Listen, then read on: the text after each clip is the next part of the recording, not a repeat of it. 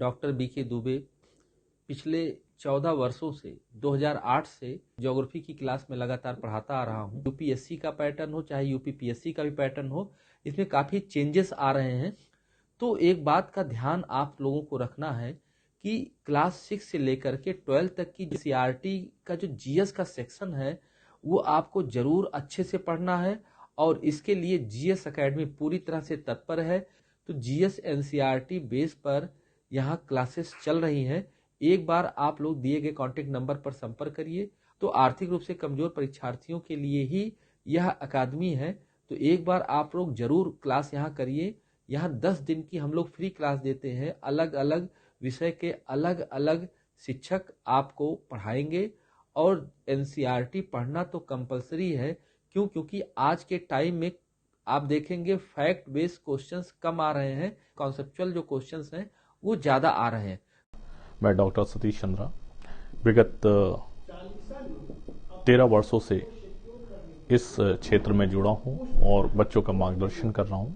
बहुत सारे बच्चे होते हैं जो कई वर्षों तक परीक्षा की तैयारी करते हैं, उनका मार्गदर्शन ठीक से नहीं हो पाता है, और इसका मेन मुख्य कारण ये होता है कि जो रिसोर्सेस हैं उनका सही से चयन ना कर पाना, सिलेक्शन ना कर पाना।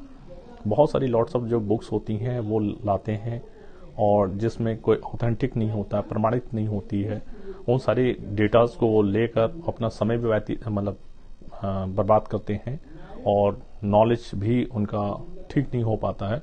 और इंटरव्यू, पीस हिस्ट्री और मेंस या आईएएस में जो भी परीक्षाएं हैं आपके 3 जो टीयर में होती हैं, उन सारी परीक्षाओं में गड़बड़ी करते हैं।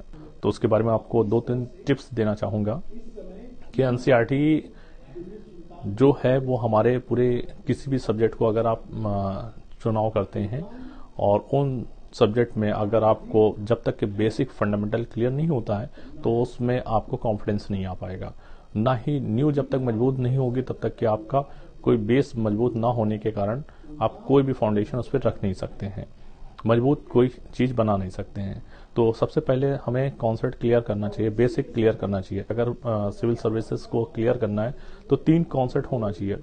सबसे पहले बेसिक, फिर एडवांस, फिर करंट। और इसमें सबसे महत्वपूर्ण जो है वो एनसीईआरटी है। एनसीईआरटी में आपको बेसिक सारी चीजें क्लियर हो जाती हैं, और उसके बाद आप एडवांस जो भी नया आता है उसको एडवांस से जोड़ लीजिए, और प्लस उसके बाद करंट उसमें जोड़ दिए, तो आपका पूरा मटेरियल बहुत अप टू डेट हो जाता है।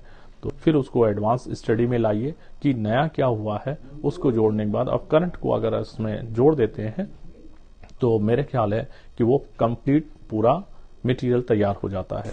आप लोग जो सिविल सर्विसेज के एस्पायरेंट हैं वो इस बात का एक रेजुलेशन ले कि 2024 में वो कहां होंगे in terms of academic development और सिविल सर्विसेज के प्रिपरेशन के लेवल पर कह सकते हैं।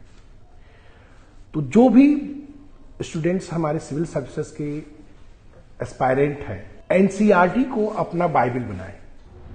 चूंकि जनरल स्टडीज जो सेगमेंट है, जिसका जीएस प्रीलिम्स में भी जनरल स्टडीज का पेपर आता है, मेंस में 4 पेपर आता है, एसए आता है, ये सब कुछ कहीं ना कहीं जनरल स्टडीज से संबंधित होता है। और जनरल स्टडीज को जितना स्ट्रांग करते हैं उतना ही हमारी अंडरस्टैंडिंग, हमारे सोचने का तरीका, हमारे आंसर राइटिंग का स्किल, ये सारी चीजें डेवलप होती है। अब बात रही कि जनरल स्टडीज को स्ट्रांग करें कैसे। तो जनरल स्टडीज को स्ट्रांग करने के लिए सिविल सर्विसेज के लेवल पे सबसे इंपॉर्टेंट जो सेगमेंट है या कह सकते हैं फाउंडेशन है, वो फाउंडेशन आपका बनाता है एनसीईआरटी। एनसीईआरटी का मतलब है कि 6 to 12th स्टैंडर्ड की जितनी सब्जेक्ट्स है, जिसमें कि हिस्ट्री, ज्योग्राफी, पॉलिटी, इकोनॉमिक्स, इस सारा जो एक बैकबोन है जीएस का, उस बैकबोन का आधार स्तंभ कहीं ना कहीं एनसीईआरटी पे है। और एनसीईआरटी को हमें पूरी तरह से, एक तरह से च्यू नहीं करना है, पी लेना है। एक तरह से कह सकते हैं कि उससे आत्मसात कर लीजिए आप लोग। आत्मसात जैसे कि हिस्ट्री के लिए आपको ancient, medieval, modern, world history, story of civilisation, इन सारी चीजों का अध्ययन करना होता है। आप बड़े बड़े मोटे मोटे किताबों की तरफ जाते हैं। लेकिन मेरा ये कहना है as a expert history subject, NCERT आपका पूरी तरह से आपके अंडरस्टैंडिंग को बदल देगा। और एक जो अंडरस्टैंडिंग होती है सिविल सर्विसेज एस्पायरेंट जो कि कंपटीशन में है, उनके लेवल पर पहुंचाएगा। जीएस एकेडमी में बहुत बढ़िया तरीके से चलाई जाती है, जिसमें 3 बैच है, सुबह शाम, जब कभी भी आपको समय मिले आप यहां कर सकते हैं।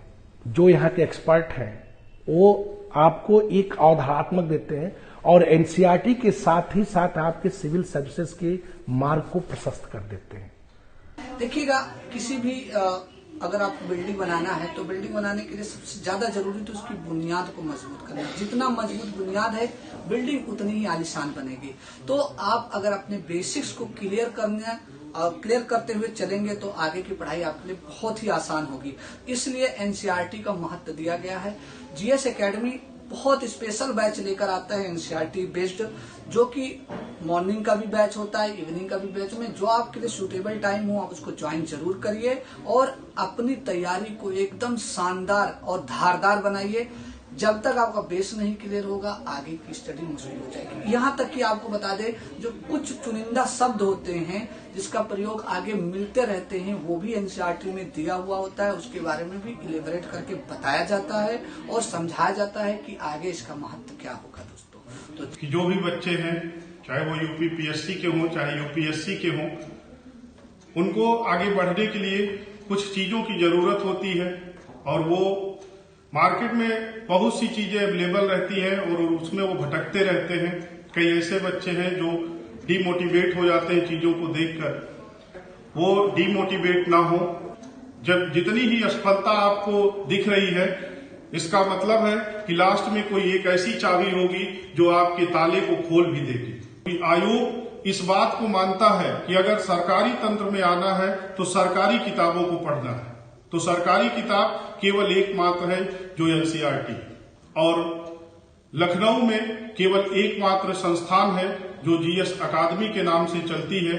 यहाँ जितने भी जीएस अकादमी के शिक्षक हैं वो केवल और केवल एनसीईआरटी पर ही फोकस कराते हैं। मैं डॉक्टर विवेक सिंह लखनऊ विश्वविद्यालय में आपदा प्रबंधन का विशेषज्ञ हूँ। एनसीईआरटी बेसिक कॉन्सेप्ट्स को लेकर प्रश्न पूछ रहा है और वहाँ पे आपके एनसीईआरटी पे पकड़ बहुत ही इम्पोर्टेंट रोल प्ले करती है।